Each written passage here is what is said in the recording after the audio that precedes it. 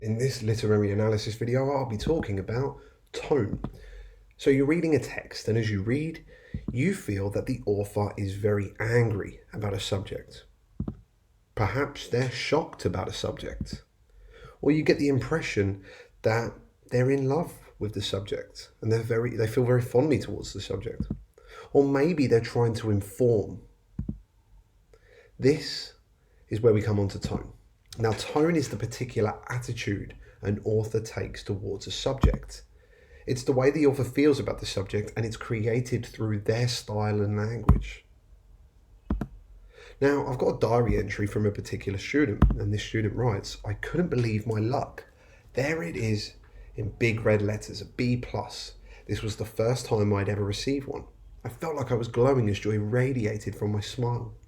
I thought the test was quite difficult, but I'd studied all night and had done so well. I could not wait to go home and announce it to my parents. I will wear this letter with pride." Now, it's quite clear that this student is very delighted with their grade. The tone this student takes towards their grade is one of delight and excitement. I know this just based on the words and phrases they've used. They're glowing as joy radiated from their smile. They said they'd done so well and they could not wait. There's that excitement there to go home and announce it. Announce usually comes with good news, and they'll wear the letter with pride. Now, on the other hand, I've got a tale from a different student, and in their diary entry, they write, "I couldn't believe my luck. There it was in big red letters, a B plus. This was the first time I'd ever received one." At the moment, both stories have started the same. "I felt like I was deflated, as if I was a balloon which had been popped. I thought the test was quite difficult, but I had studied all night. I failed myself. I was terrified to go home and admit it to my parents. I will wear this scarlet letter with shame." And it's very clear that this student takes a very different tone towards the subject of the B plus. This student is clearly disappointed. They say they're deflated, like a balloon which had been popped. They failed themselves and they're terrified to admit it. Admit usually comes with something negative. And they say they'll wear it like a scarlet letter, the allusion to a symbol often connoting shame. It's a brand of shame. Language is used to create tone. And because of that, tone is considered a whole. So when we're doing our level 1, 2, 3 analysis, tone comes in level 2 because it is a whole. It's the author's whole attitude towards a subject. However, tone is developed and created with language, which is level 1. And it is important because connections made to the author establish why tone is important. So let's look at an example from Of Mice and Men. Now, Of Mice and Men is a novel by John Steinbeck written in 1930s America, an era of economic depression, environmental disaster, and racism. It's the story about George and Lenny, two migrant workers in search of a better life, as they want to fulfill their American dream.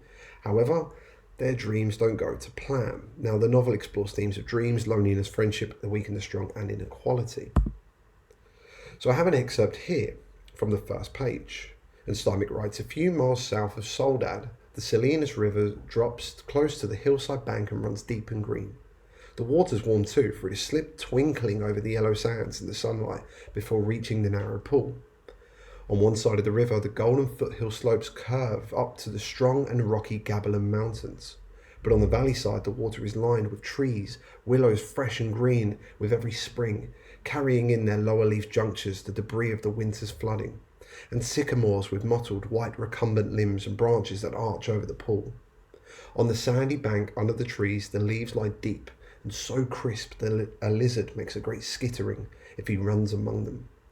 Rabbits come out of the brush to sit on the sand in the evening, and the damp flats are covered with the night tracks of coons, and with the spread pads of dogs from the ranches, and with the split wedge tracks of deer that come to drink in the dark.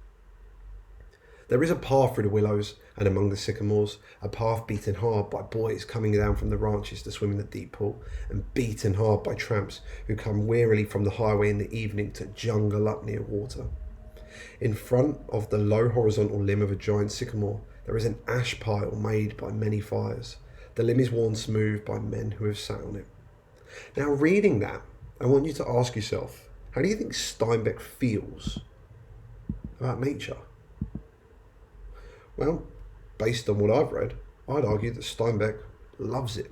The tone he takes towards nature is quite sort of reverent and respectful. He admires it clearly. However, based on this excerpt alone, what tone does he take towards the people? Those who destroy nature, who beat it, who make fires and worn out the limbs of trees. I've taken this second part of the excerpt and I'm looking at the language Steinbeck has used. He says the path has been beaten hard by boys, beaten hard by tramps, there's an ash pile by many fires, and the trees worn down by men. Now, I would say that Steinbeck's tone towards humanity here is a critical one, and he portrays people as strong, yet inconsiderate and selfish towards nature. This is level 2. I'm talking about Steinbeck's whole attitude towards people, particularly in the relation to nature.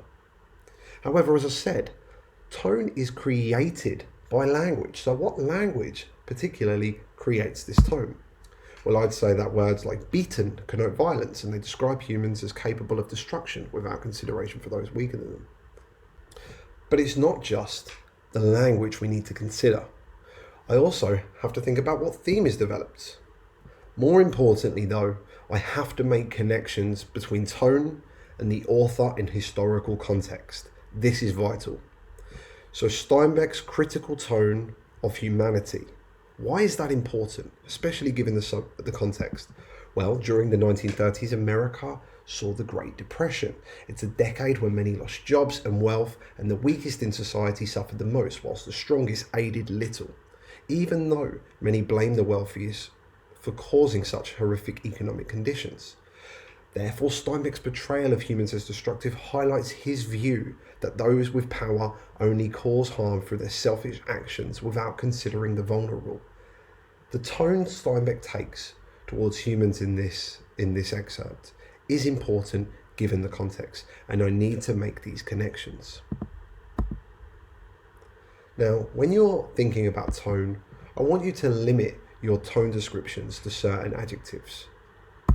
Think about tone as being critical, sorrowful, informative, optimistic, playful, pessimistic, horrified, sarcastic, regretful, or passionate.